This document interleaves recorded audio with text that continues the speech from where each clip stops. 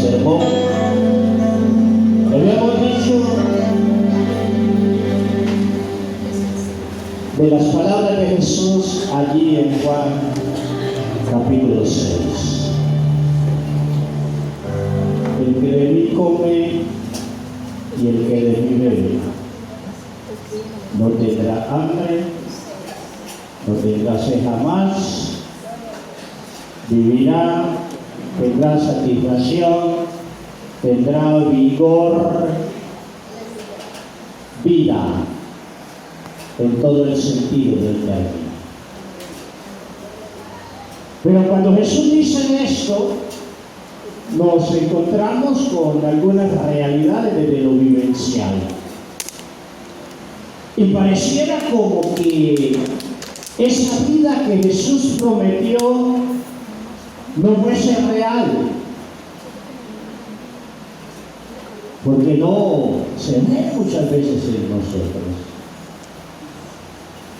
Y es allí donde vale algo que dije al inicio. No es solo la actitud de fe, es también la acción, y es válido también las acciones de fe, porque la fe sin obra es muerta. Y uno de los escritores bíblicos, hablando de esta realidad, también dice: también los demonios creen y siguen siendo demonios. También los diablos creen y siguen siendo diablos. Entonces, por favor, a masticar mejor esta realidad de la fe. Y en ese contexto, vayamos a Hechos capítulo 19. Intentaré ser muy puntual para ser breve. Hechos capítulo 19. El día jueves hablamos de la importancia, la necesidad apremiante, no negociable, no intercambiable de la vida llena del Espíritu Santo. El por qué necesitamos ser llenos del Espíritu Santo. Y en esta mañana, aún en este contexto de no solo la actitud de fe, sino también las acciones de fe, recordarles que la vida cristiana no se vive en nuestras fuerzas. Y es una de las razones por qué necesitamos que Cristo sea real en nosotros, que Él viva su vida en nosotros y a través de nosotros. En esta mañana vamos a mirar algunas cosas que nos impiden la vida llena del Espíritu o anhelar esa llenura. Y seguramente no vamos a mirar todas esas realidades, pero y al menos las que alcancemos a mirar nos den luz, y más allá de que las que podamos mirar, que cada uno desde su realidad individual pueda escudriñarse y pueda en ese escudriñarse darse cuenta qué es lo que le impide buscar esa llenura del Espíritu. Y si desde tu esfuerzo humano, personal, no puedes descubrir, pedirle a Dios que te muestre, que te revele, y quizás aún leyendo la palabra te ilumine esa verdad para que no pierdas la bendición. Son a decir que mucho de la iglesia cristiana hoy es una iglesia de lucha, que hace una mala representación del Cristo glorioso, del Cristo victorioso. ¿Por qué? Porque vivimos la vida cristiana en nuestra fuerza. Ya creí y listo. Y hay que ir un poquito más allá. Y allá en Hechos 19 voy a leer unos 7 versículos de ese capítulo. Allí, por cierto, va a aparecer un elemento de esos muchos que quiero tocar. Dice: aconteció entre tanto que Apolos estaba en Corinto, Hechos 19:1. Pablo, después de recorrer las regiones superiores, vino a Éfeso, y hallando a ciertos discípulos, les dijo: ¿recibisteis el Espíritu Santo cuando creísteis? Y ellos le dijeron: ni siquiera hemos oído si hay Espíritu Santo. Y esto es válido en ese momento histórico. Me temo que todos nosotros hemos oído hablar que hay Espíritu Santo. Entonces dijo, verso 3: ¿en qué pues fuisteis bautizados? Ellos dijeron: en el bautismo de Juan. Dijo Pablo: Juan bautizó con bautismo de arrepentimiento, diciendo al pueblo que creyesen en aquel que vendría después de él, esto es, en Jesús el Cristo. Cuando oyeron esto, fueron bautizados en el nombre del Señor Jesús. Bautismo que seguramente en un 90% los que estamos aquí ya participamos de él. Y el verso 6 dice: y habiéndole impuesto Pablo las manos, vino sobre ellos el Espíritu Santo, y hablaban en lenguas y profetizaban. Eran por todos unos 12 hombres.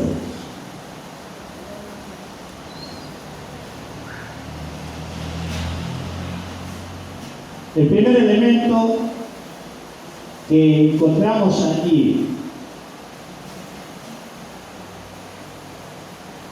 y lo coloco como, en primer lugar, como un elemento de lo interno dentro de nosotros mismos, aun cuando también arrastra un elemento externo. Pero desde esa realidad interna, la ignorancia. Y cuando hablo de ignorancia, no lo tomemos como algo ofensivo. Todos somos ignorantes, ignoramos cosas. Todos somos ignorantes en algún nivel y desde algunas cosas. El problema es que cuando hablamos de ignorante o de ignorancia, quizás lo hemos oído en un contexto despectivo, humillante, quizás agresivo. Y le tenemos terror a ese término, pánico a ese término. Que nos digan que somos ignorantes. No, todos somos ignorantes de muchas cosas. Las ignoramos, no las sabemos. Y estos hombres aquí eran ignorantes no solo de la realidad vivencial del Espíritu Santo, sino de la realidad conceptual. Nunca hemos oído que hay, ¿qué cosa? Espíritu Santo. Ignorancia.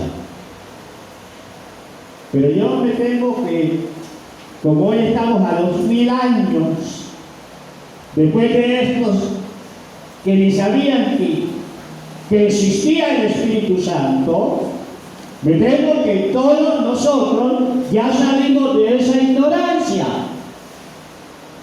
Y que sí sabemos, hemos oído, al menos que habiéndolo oído no lo creamos, que hay Espíritu Santo. Ignorancia. Ligado a esa ignorancia, o después de ese elemento, algunos tropiezan en el obstáculo de no una vida, o para no esa vida en el Espíritu, o esa llenura del Espíritu Santo, por no comprender o tener una idea equivocada de lo que es la vida cristiana. Y en esta realidad, no entender que la vida parte de una dimensión espiritual, o se mueve toda desde un plano espiritual, no natural, aun cuando ésta se manifieste en el ámbito natural. Y de allí también que la vida cristiana, la verdadera vida cristiana, es en dimensión sobrenatural. La vida cristiana es en dimensión sobrenatural. Que curiosamente, por la iglesia y el cristiano, muchas veces, muchos de nosotros, haber vivido una vida tan natural, tan normal, y nada de lo sobrenatural de Dios, por eso mucha gente no ve a Cristo en nosotros. Y predicamos, podemos predicar muy bonito, pero a veces ni nuestra predicación, nuestra palabra es poderosa, no se percibe lo sobrenatural en lo que decimos, el denuedo, el Espíritu Santo respaldando. Recuerdan allí a Esteban en el libro de los Hechos, antes de ser lapidado. ¿Qué pasó con aquellos que oían su discurso? Llegó un momento que les tocó hacer ¿qué cosa? Taparse los oídos. ¿Por qué se tapaban los oídos? Solamente porque no querían oír, o quizás porque esa palabra respaldada por el Espíritu Santo, palabra de un hombre lleno del Espíritu Santo, les incomodaba, les penetraba, era como puñaladas, como dardos, y no la querían oír. Aún como iglesia estamos inquietos de toda esta realidad de nuestra parte evangelística. Y hoy somos conscientes que para un evangelismo eficaz se necesita un mensajero lleno del Espíritu Santo. Lleno del Espíritu Santo. Cuidado con esta realidad. La vida cristiana no se vive en nuestras propias fuerzas. La verdadera vida cristiana no se vive en nuestras propias fuerzas, sino que tú estás viviendo hasta aquí es producto solo de lo que tú puedes hacer. Y aún en ese naturalismo ni le pides ayuda a Dios, ni le pides al Espíritu Santo que te fortalezca, que te respalde. Tu vida cristiana no es tan cristiana. porque la vida cristiana es la vida de Cristo. La vida cristiana es la vida de Cristo. Ese Cristo que como cordero fue llevado al matadero, que delante de sus trasquiladores enmudeció y no abrió su boca, pero hoy nosotros como cristianos nadie se quiere dejar trasquilar.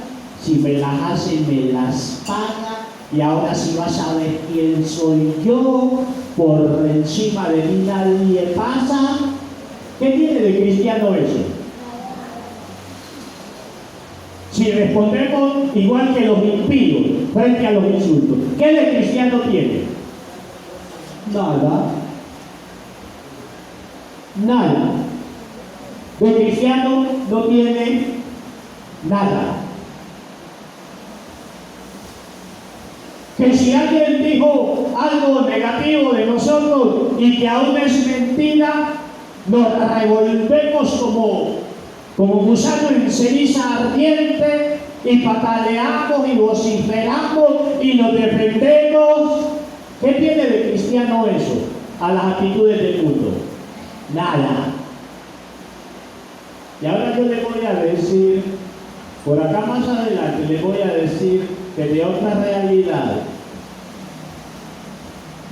que nos afecta para vivir este tipo de vida, entre comillas, cristiana. Desgraciadamente nos levantamos en un contexto religioso y una religiosidad mojigata, no una religiosidad genuina. Y eso también nos ha afectado. Pero entender que la vida cristiana es en dimensión sobrenatural. Si es cristiano, es sobrenatural. Y si es sobrenatural, no lo puedo vivir en mis fuerzas. No lo puedo vivir en mis fuerzas.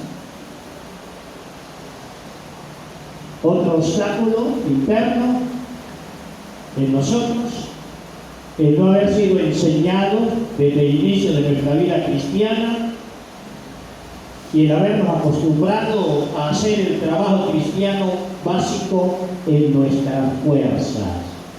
Vergüenza para la iglesia, para muchos de la iglesia cristiana hoy, que se ha cambiado la sobrenaturalidad de Dios por mero talento humano, por meras capacidades humanas.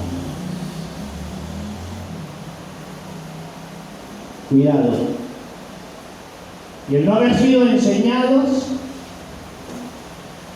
y lo digo con respeto, yo también sufrí de esto, no solo como miembro normal de una congregación, seguramente también he afectado a otros como pastor, el haber nacido en iglesia donde no se mencionaba al Espíritu Santo, o se mencionaba al Espíritu Santo en la teoría, pero en la práctica no se dejaba ver. Eso sí que nos afectó. Yo recuerdo de la iglesia donde yo nací, pues bueno, yo soy del Antiguo Testamento y a mucho honor, ya casi 40 años predicando la palabra, pero en esa congregación donde yo nací, y amo mi congregación todavía, pero ya me mencionaba el Espíritu Santo ni en chanza. No se hablaba de ayunos, no se hablaba de lucha espiritual, no se hablaba de demonios, aun cuando en la comunidad donde nací no solo se oía, sino que se veía la manifestación demoníaca. Los llamaban disque muertos vivos. Disque muertos. Hoy me da risa. Disque muertos. ¿Qué muertos es eso, no? A una de mis hermanas en 2 ocasiones amaneció por allí tirada en el camino porque uno de esos muertos, como decíamos en mi tierra, la privó.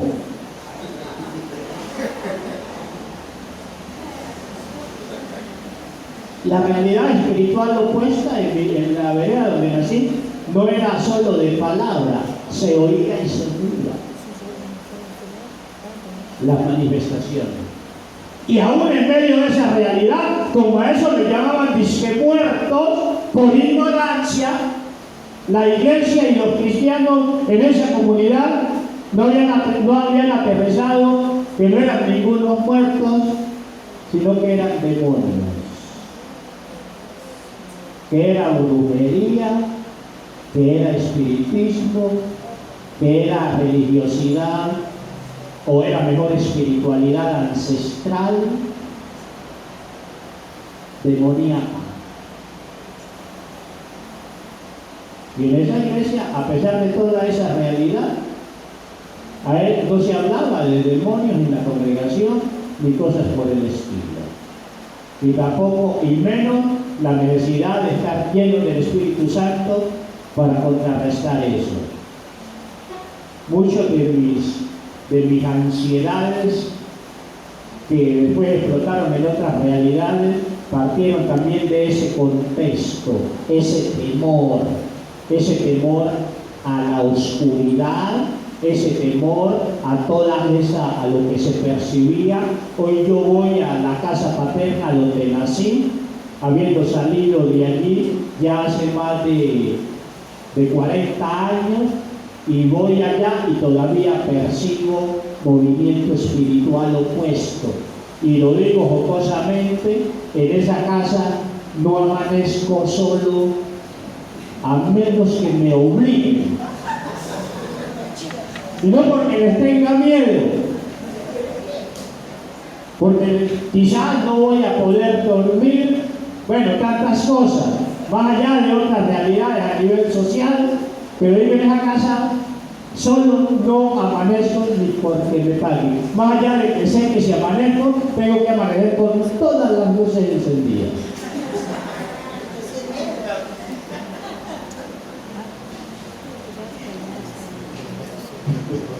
¿En serio? Todavía se percibe la opresión espiritual allá.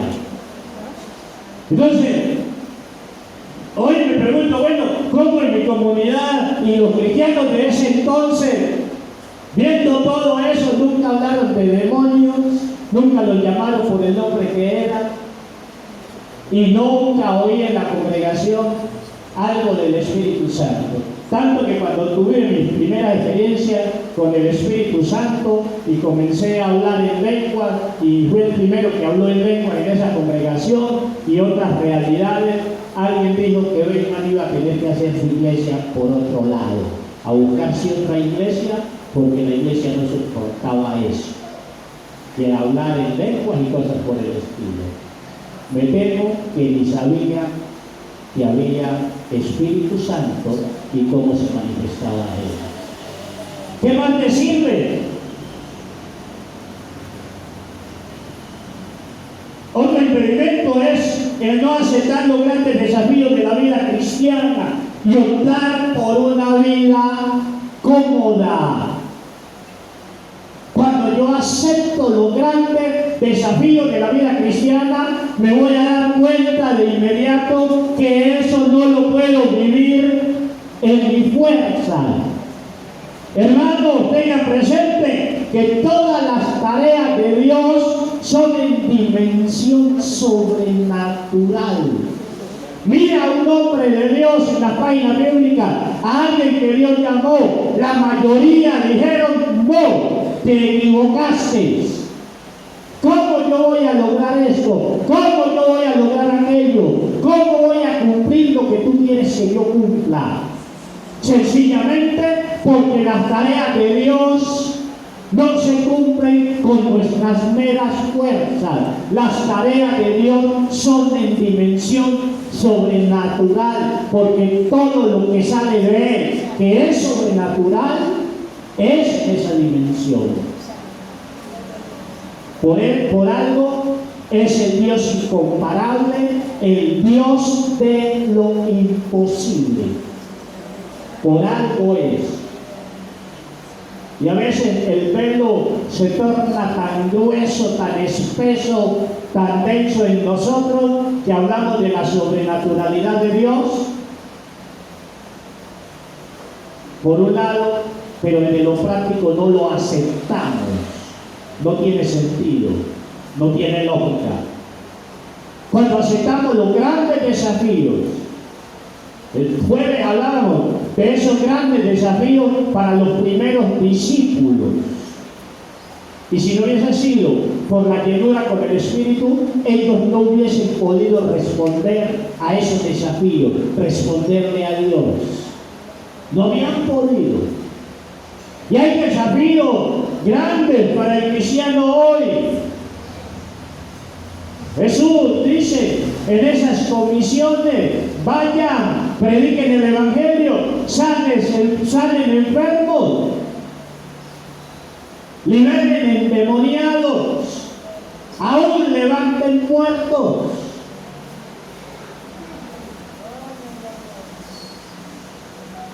¿Era solo para los primeros cristianos? No, si la iglesia es verdaderamente el cuerpo de Cristo y la representante de Cristo en la tierra, la iglesia no solo debe dar palabra, la iglesia debe ofrecer obras de sobrenaturalidad. Obras de sobrenaturalidad. Se dice de Jesús que fue poderoso en palabra y en obra. También se va a decir de los apóstoles que eran poderosos en palabra y obra. Y la iglesia de Cristo debe ser siempre, la iglesia local debe ser poderosa en palabra y también poderosa en obras.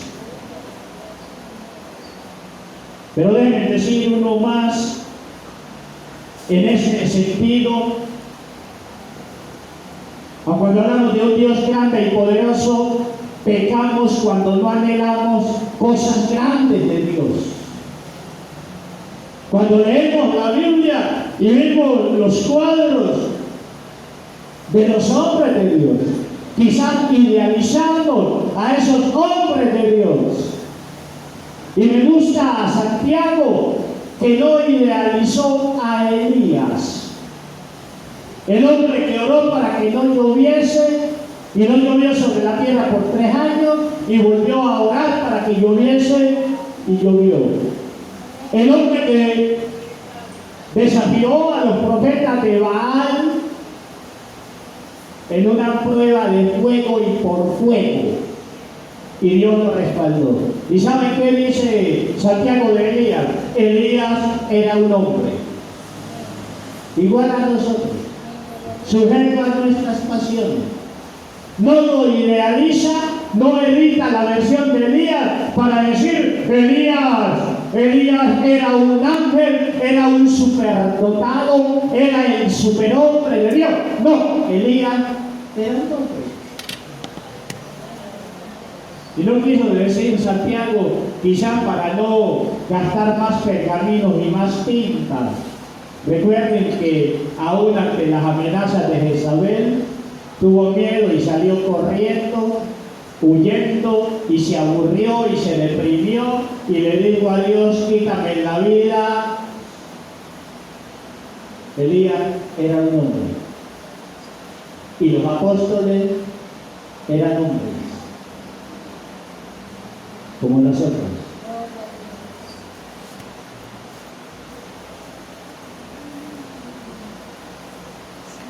No anhelar grandes cosas de Dios. Y por último, en estos internos, no estar dispuestos a pagar el precio para ser llenos con el Espíritu Santo. No solo de tiempo, sino también de limpieza, de ajustes. Recuerden que a los apóstoles, ahí en el libro de los Hechos, les demoró ¿cuántos días? Cuando se centraron en el aposento alto, ¿cuántos días? 10 días. 10 días. 10 días de búsqueda, 10 días de concentración. Los futbolistas se concentran, en el nivel que sea, se concentran, los aíslan o se aíslan de muchas cosas para tener un óptimo rendimiento. Los cristianos no queremos pagar el precio para encarnar todo lo que podamos encarnar de Dios. Y allí fallamos. Pero más allá de estos que yo considero internos, hay unos externos, y voy a mencionar 2 o 4 nomás. Número 1, el contexto social cómodo en el que nos hemos levantado. Y cuando hablo de un contexto social cómodo,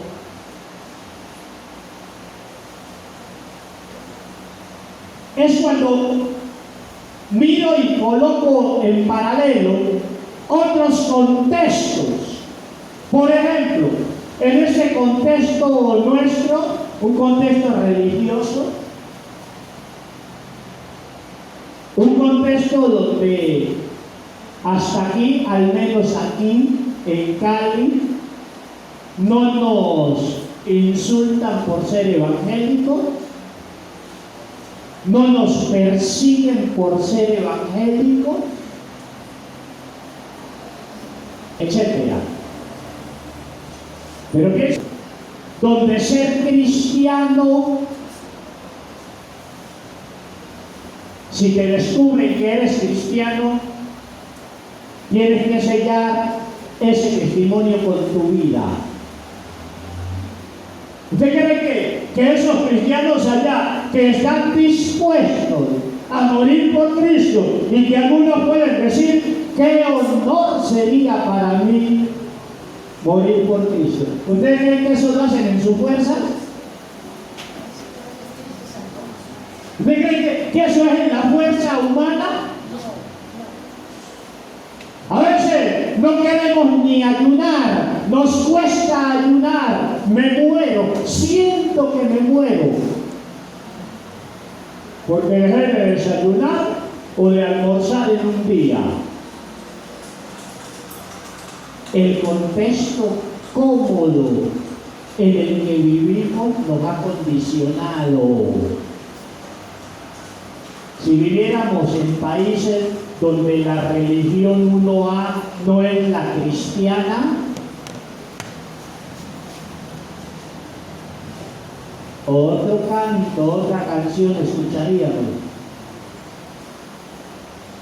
Y aquí solo decirle, por favor, no nos dejemos engañar ni condicionar por el contexto social en el que vivimos, porque en última instancia nosotros no somos del mundo, y en otra perspectiva nosotros debemos es obedecer a nuestro Señor. Cuidado con el contexto, ligado a ello pues nos ajustamos al mundo. Y cuidado, Dios lo dice a través de Santiago o a través de Juan: el que se hace amigo del mundo se constituye automáticamente en mi enemigo, el enemigo de Dios. Yo ya no quiero decir esta frase, de veras que no quiero decirla más, porque algunos de ustedes se las he oído, no directamente, indirectamente, pero una de las cosas que más daño nos hace es aún cuando cogemos frases del mundo y como nos aportan algo positivo, en su momento las tomamos como si fuesen pues la frase del día. Esta es la vida que me merezco. Esta es la vida que te mereces. Nos predican muchos al oído. La vida que te mereces es esta. Y nos dan pedal. ¿Sabe cuál es la vida que nos merecemos? Negarnos a nosotros mismos, tomar la cruz y seguir a nuestro Maestro. Y muchos que se llaman cristianos viven en su yo, al rojo vivo, yo y yo y yo, andan sin cruz y se meten por donde sea porque andan sin cruz. Métase por cualquier hueco, portillo con una cruz encima, a ver si puede, solo por graficarlo un poquito desde esa realidad aún física. En el cristiano no debería existir esa frase, cuando esa frase lo que está es parodiando al mundo o está corriendo tras lo que el mundo hace.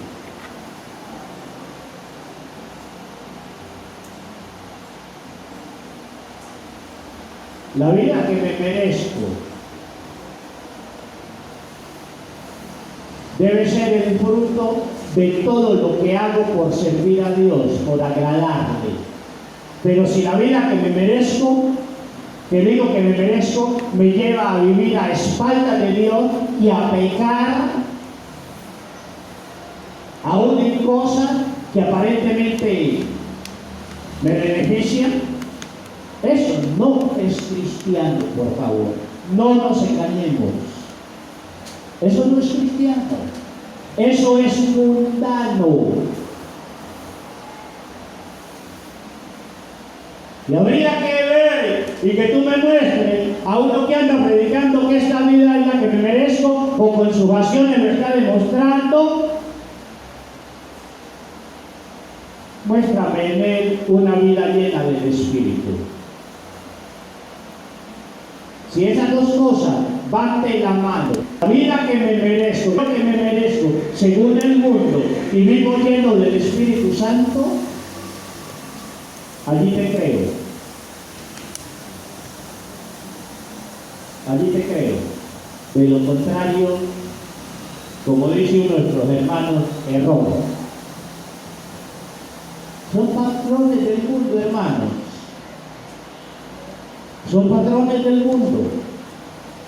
Nos ajustamos al mundo, a sus placeres y a sus deleites. Y cuidado, con esto no estoy diciendo que el cristiano no puede echarse unas vacaciones, tomar un tiempo de descanso, de recreo, irse por allí a una playa, a un buen sitio, a descansar. No estoy diciendo eso. Estoy diciendo esto cuando en la mayor realidad de esa vida se evidencia solo lo cómodo, lo placentero, lo que le da deleite y que a la par va con los patrones del mundo. Cuidado. Esto son las cosas que impiden, porque resulta que aún cuando vamos a pedir esa llenura del Espíritu Santo, debe haber un para qué. ¿Para qué? ¿Para qué quiero ser lleno con el Espíritu Santo? ¿Para qué? ¿Para qué Dios me llena? ¿Para qué? Y ese para qué tiene que ver con la misión de la iglesia. Decía el día jueves, ninguno que se jacte de estar lleno del Espíritu Santo y es alérgico al dar testimonio de Cristo. a evangelizar, a hacer misiones. Podrá estar lleno de otra cosa, pero no creo que sea del Espíritu Santo. Porque el Espíritu Santo, habitando en él, lo va a comisionar, lo va a llamar hasta en momentos inesperados. Ve a la calle tal, número tal, y busca allí a fulano de tal. Tiene una necesidad. Y cuando el Espíritu Santo habla, ahí no hay argumento, no es que yo tengo que hacer esta cosa, que tengo que hacer lo otro. Hermano, Dios no se equivoca y Dios no es caprichoso. Entonces, cuidado con estos elementos. Y el último, limitar el testimonio sobre Cristo solo a palabras. Hermanos, estoy de acuerdo que una palabra ungida puede cortar, penetrar, esa palabra viva, penetrar como espada de dos filos, pero la iglesia que representa genuinamente a Cristo no solo da palabra, sino que también manifiesta obras poderosas. Y quizás a muchos de nosotros nos levantaron aún hasta en la institución teológica en la que muchos nos formamos, era solo palabra, palabra y palabra y palabra. Y sí, crecimos en la palabra, solo decir y los hechos. ¿Y cómo lo demostramos? Un cristianismo solo de palabra en algún momento va a ser desafiado. Usted dice que Dios es poderoso para sanar. A ver, que se vea. Y obvio, también si el enfermo cumple las condiciones de Dios, en algún caso. Más allá de que Dios no se deja arrastrar solo por los desafíos del hombre. Pero hablamos de un Dios todopoderoso y a veces ese poder de Dios y esa sobrenaturalidad de Dios no se deja ver ni en nosotros mismos. Yo me estoy insistiendo en ese compartir el Evangelio. Si cuando yo voy a compartir el Evangelio, si aquellos a que les comparto no perciben, no ven que lo que estoy haciendo, lo estoy haciendo con ánimo, con ganas, con denuedo, que se perciba ese gozo, esa satisfacción, ese contentamiento en mi vida. Quizá van a haber tristeza, desánimo, inseguridades, aún desde lo que estoy diciendo. Seguramente algunos nos van a decir: médico, cúrate a ti mismo.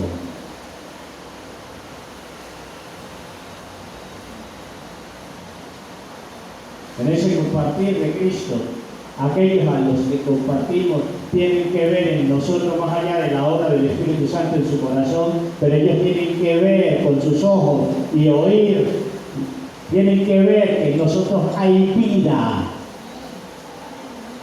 que lo que decimos, lo decimos con convicción. Esa convicción no solo de saberlo, sino también de haberlo experimentado.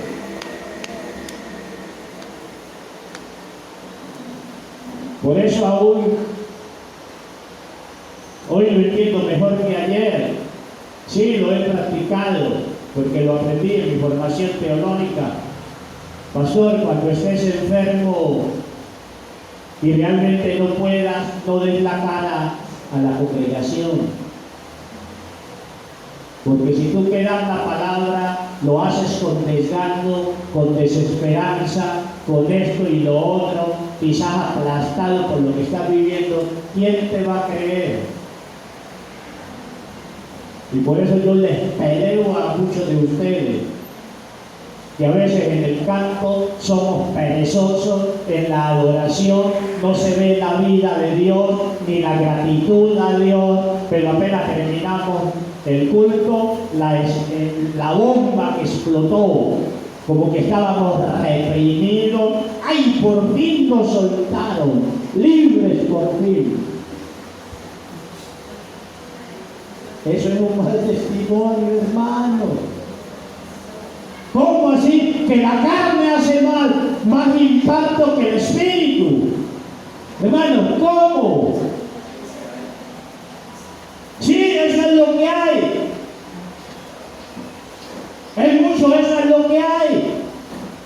Que mostramos más denuedo y más energía para las cosas de la carne que para las cosas de Dios. Hermano, ese es un contrasentido y eso solo evidencia que el espíritu no se está moviendo. Algunos se engañan y que es reverencia.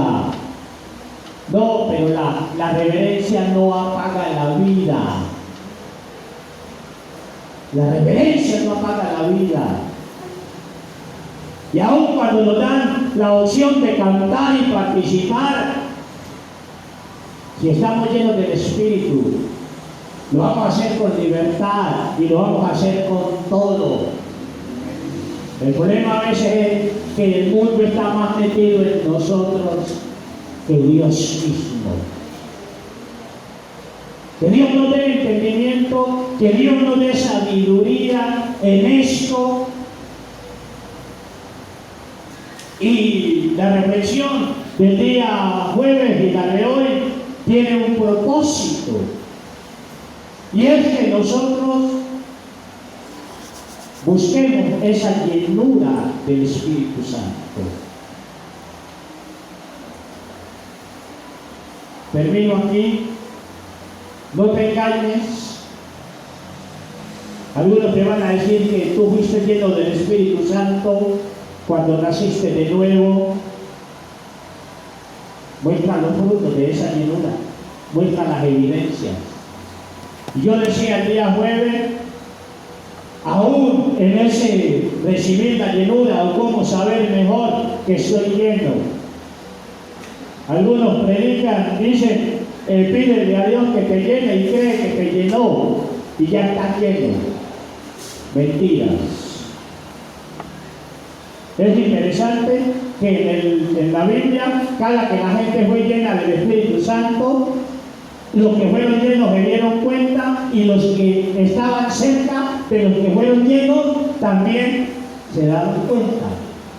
Y hoy cristianos que dicen que están llenos del Espíritu Santo y ni saben cuándo fueron llenos.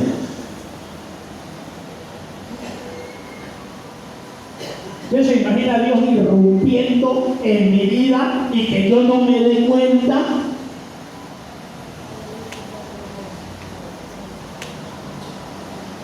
Y espero que queden cabezoncitos.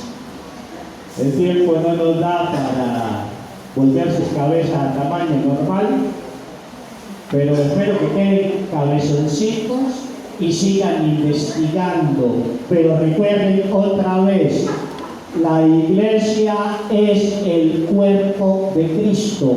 Cada cristiano es miembro del cuerpo de Cristo. La iglesia representa a Cristo en la tierra, a ese Cristo que fue poderoso en palabra y poderoso en obras. Y tras eso vamos.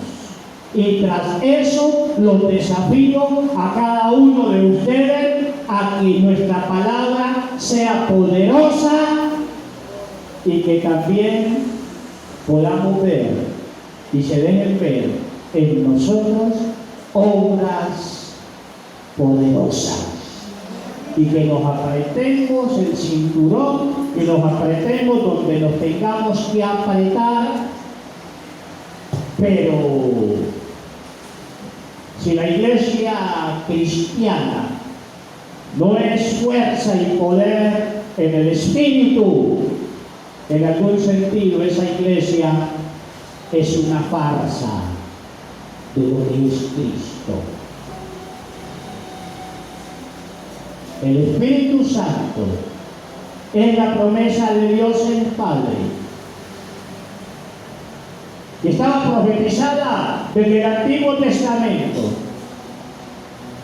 muy clara en Joel, también en Ezequiel, también en Isaías. Derramaré de mi espíritu sobre toda carne. Derramaré de mi espíritu sobre toda carne, no importando el distingo social, la etiqueta social. Hombres y mujeres que quieren, que se rinden a Dios, que quieren representarle dignamente, que quieren vivir bien para Él, y que ante la sociedad y ante los embates del diablo se colocan firmes en la brecha y le resisten. Hombres y mujeres que oran por enfermos y estos se sanan, por endemoniados y estos son liberados, por circunstancias adversas, aún en la naturaleza, y todo viene a calma. La sobrenaturalidad de Dios. Y que se cumpla la promesa de Dios allí escribiendo a los Corintios: habitaré en ellos y andaré con ellos y en medio de ellos. Ellos serán mis hijos, yo seré su padre y haré maravillas para ellos y a través de ellos. Allí donde estás, ¿cómo estás frente a esta realidad? ¿En qué fuerza, en qué recursos estás viviendo tu vida cristiana?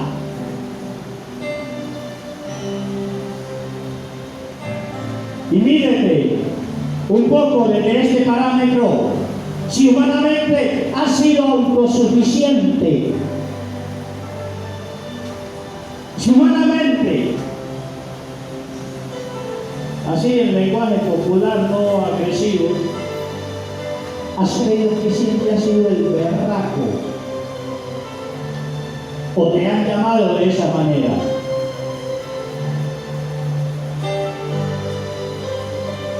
Cuando hemos sido tan fuertes en la carne, a veces nos cuesta desmontar eso y aprender a depender de Dios y de los recursos de Dios. Y creemos que así como éramos en el mundo, con ese mismo recurso humano, más allá que otros en el mundo, buscan un recurso espiritual que viene del abismo, de las tinieblas. Eso se convierte en un obstáculo a veces en la vida cristiana. Creer que la vida cristiana es solo todo lo que tú pudieras lograr. No, otra vez, la vida cristiana encierra tareas sobrenaturales que solo con la ayuda de Dios, solo con el poder, el respaldo de Dios, se pueden hacer reales. Quizás eres autosuficiente. Si eres autosuficiente, y si eres autosuficiente, no has buscado la llenura.